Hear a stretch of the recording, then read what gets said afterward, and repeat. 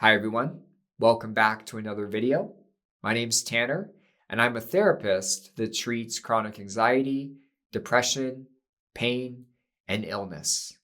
More importantly, I recovered from these conditions by using a nervous system based approach.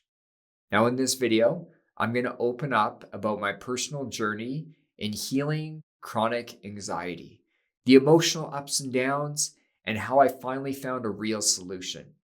I hope my story gives you new hope that you can treat this condition for yourself. Stick around to the end of this video because I'm also going to provide some free practice links so that you can start treating your anxiety right away. First, let's define what anxiety actually is. Now, anxiety is what we refer to as the flight response. So let's break down what the flight response is. This includes three elements. So there's the physical experience, which is difficulties breathing, increased heart rate, inability to sleep, tingling, cold sweats, dizziness, chronic pain, tension, tinnitus, or other physical symptoms. The mental experience includes racing thoughts, worrying or obsessive thinking, nervousness, anxiety, fear, or panic. And the behavioral experience includes rushing, urgency, feeling scattered, moving quickly, looking for exits or escape, and compulsive actions. Now, I'm going to explain my personal experience with chronic anxiety, but I do want to give a disclaimer that my story is dark, and I want people to ensure they can tolerate listening to it right now. In my story, I do talk about suicidal thoughts, so if that's too triggering, you can come back to this video later. Now, when we talk about little Tanner, when I was even as early as 5 to 7 years old, I remember feeling these overwhelming sensations inside. I'm definitely a highly sensitive person, and I felt everything fully. And when I was 5 to 7 years old, I had no tools. I didn't even have an understanding of what was taking place, but I knew I felt really different than other people around me, or at least that was my perception. I felt sensitive, emotional, and I felt like really no one understood and I didn't fit in. Now, as I became a teenager, my anxiety ramped up more and more, became more excessive. And with my anxiety, I had a lot of obsessive thinking. I've become obsessed about every topic you can imagine.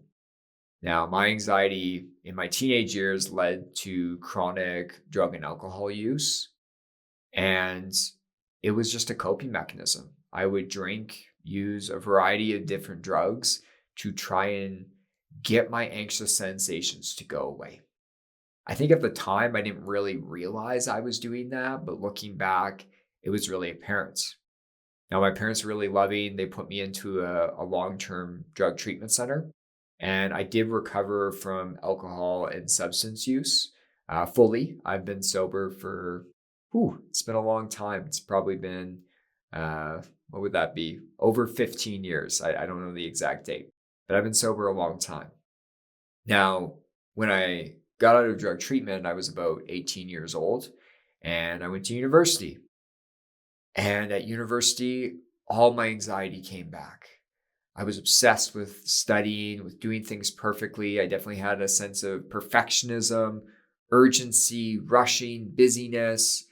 I would work 12 hours a day on school and just be riddled with anxiety. Sometimes it would even come out as anger.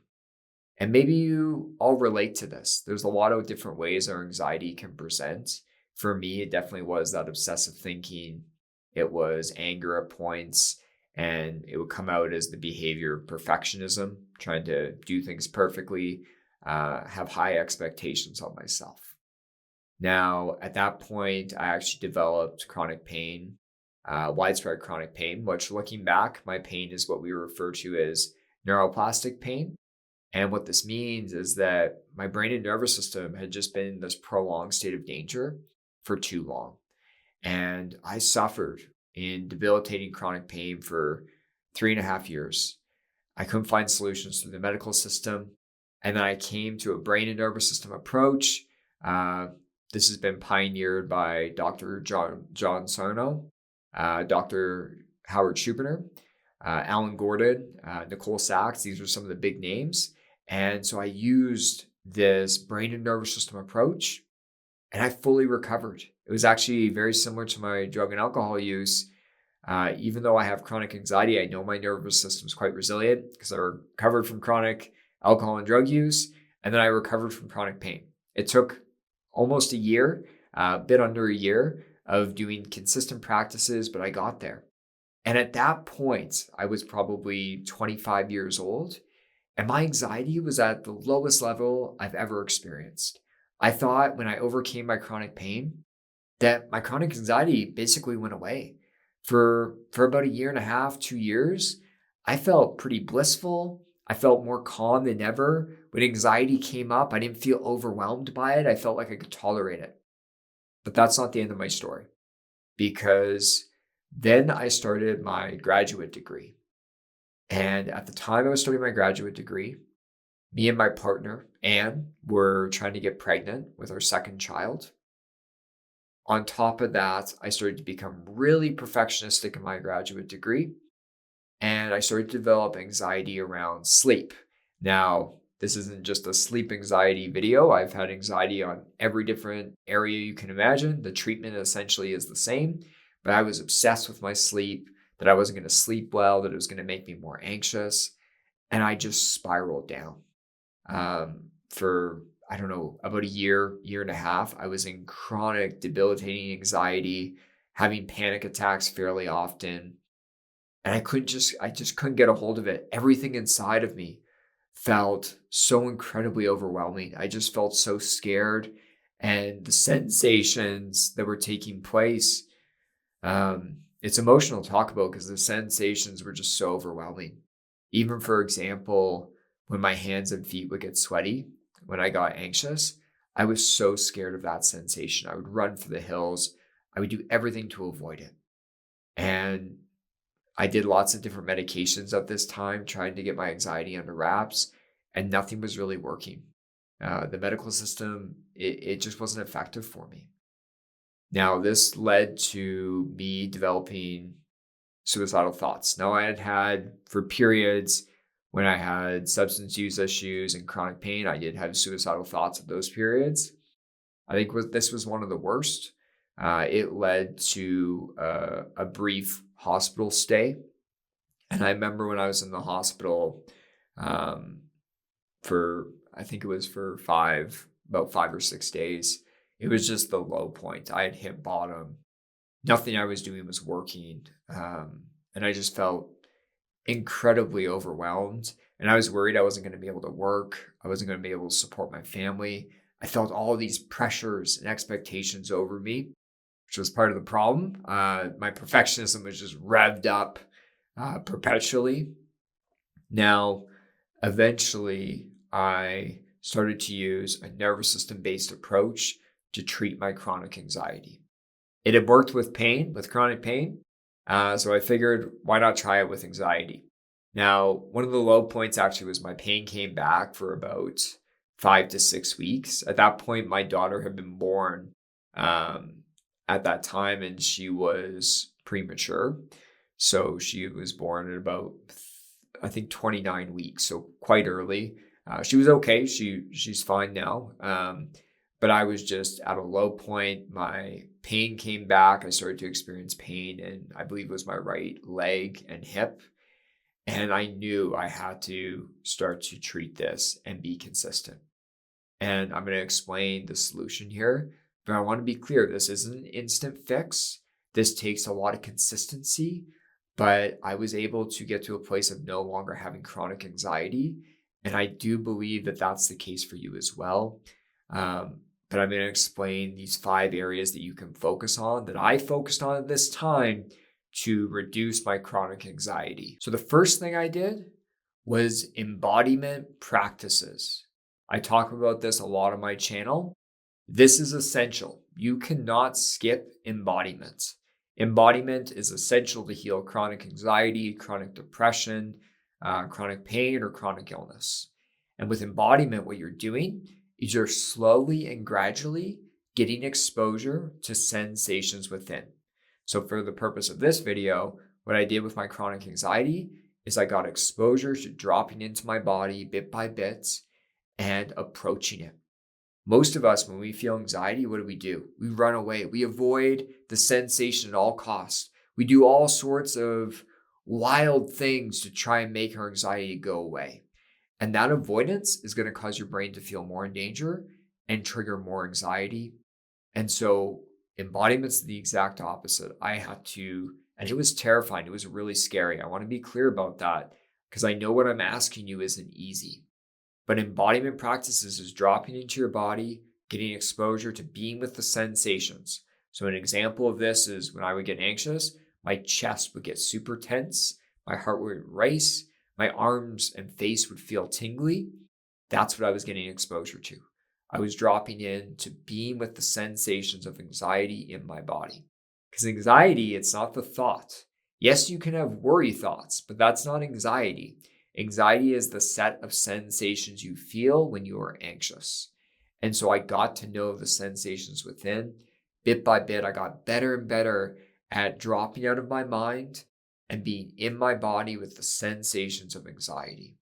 Now, with that, you're not just getting exposure, you're also creating safe connection. So as I attended to anxiety, I would use certain breathing patterns, tapping or massage routines, certain somatic movements.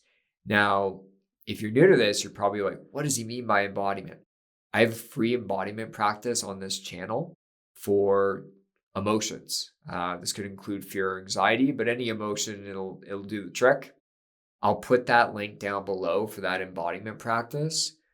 When your sensations are mild to moderate, that's a great time to do embodiment. The sensations are tolerable enough that you can sit with them. And so check that practice out. It gets you started for free.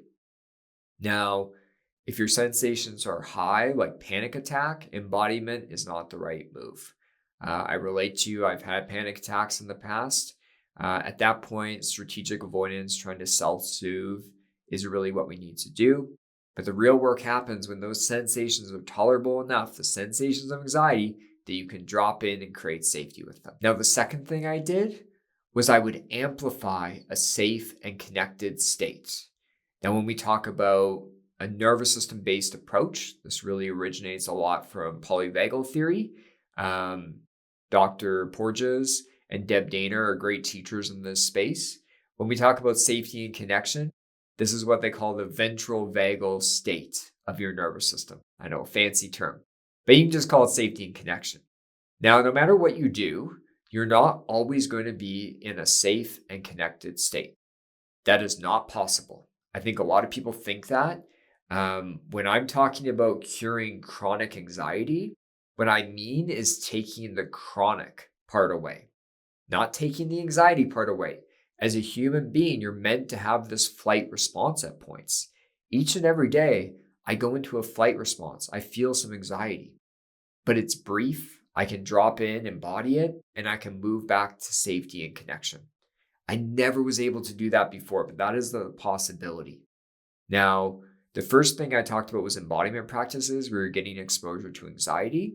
You also want to use safety and connection. You want to learn to amplify that state, and you want to learn to have more easy access to it. I have a free video on this channel, which just helps you practice being in a safe, connected state. It uses some breath work, some visualization, some somatic movements, and some tapping and massage. So I'll put that link down below. You need both. And I think this is what confuses people is, I'm telling you to approach your anxiety, but then I'm also telling you to create safety and connection. You need both. That's essential for this to actually work. So the safety and connection is usually a bit more tolerable for people. It's a little bit, maybe not easy to access, but they're a little less scared to try and amplify that state. But this is what I did. I did so much embodiment, but I was practicing each and every day, at least once a day for 10 to 30 minutes, creating safety and connection to my nervous system. and making that a familiar state for my brain and nervous system to move towards. That's what it is. I want people to learn to gravitate in this direction more often. Now, the third thing I did was thought work. So far in this video, I've really focused on the somatic sensations of anxiety, somatic sensations of safety and connection. But with anxiety, we get racing thoughts. We get self-critical thoughts, worry thoughts, fear thoughts, obsessive thinking. And that can take us over. I was there. Like, for example, with the sleep anxiety, I was obsessed with thinking about my sleep, with doing everything I could to fix it. So yes, we need to work with our thinking as well. The somatic approach is bottom up. You're trying to change the somatic sensations over time to create safety and connection. The thought work is top down. So some thought work is really essential. When you want to learn to work with your thinking, you want to learn to get awareness of when you're going into these negative thinking patterns, not buying into it, and then shifting out of it. All three are really essential. I have a whole video on thought work that I will put down below. Check that video out. It will get you started of exactly what you need to start to do to overcome these negative thinking patterns that have come with your anxiety. Number 4, processing trauma. This is not an easy thing to discuss. Here's the thing about anxiety. Anxiety for most people doesn't happen just out of nowhere.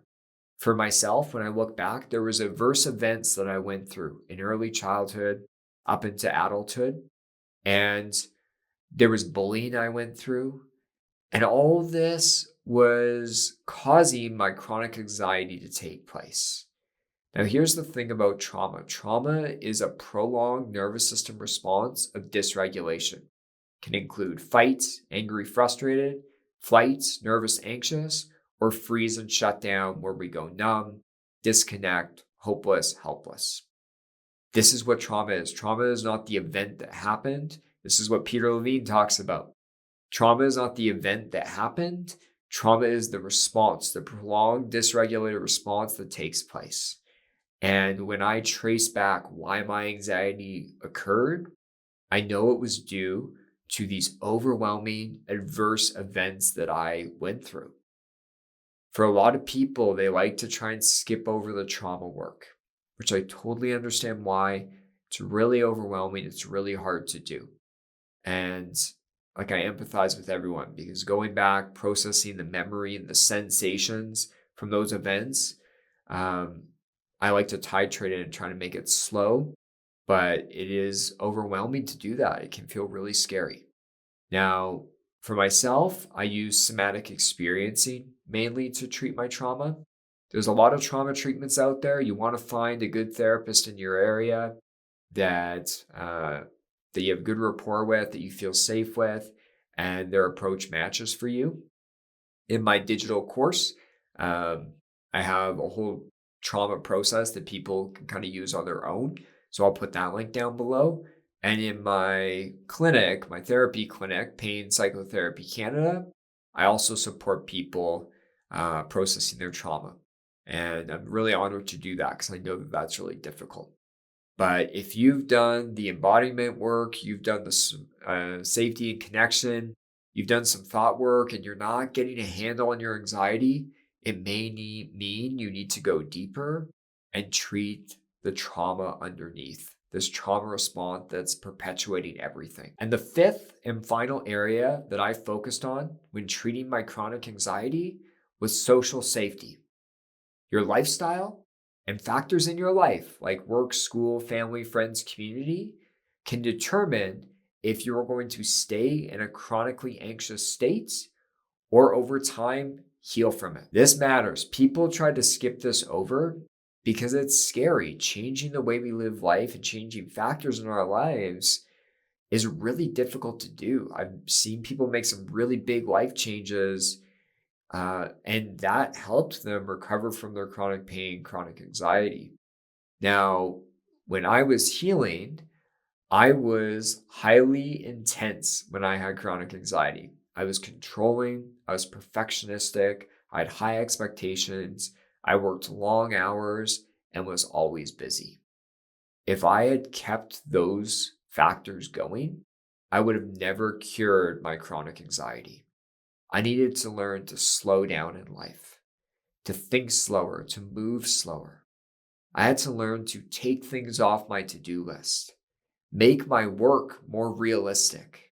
A big one for me was work. I know everyone is a little bit different, but work would often trigger my chronic anxiety because there was so much pressure and expectation I put on myself. And a big part of my healing is when I learned to reduce, in a really major way, my perfectionism, my anxiety shot down majorly.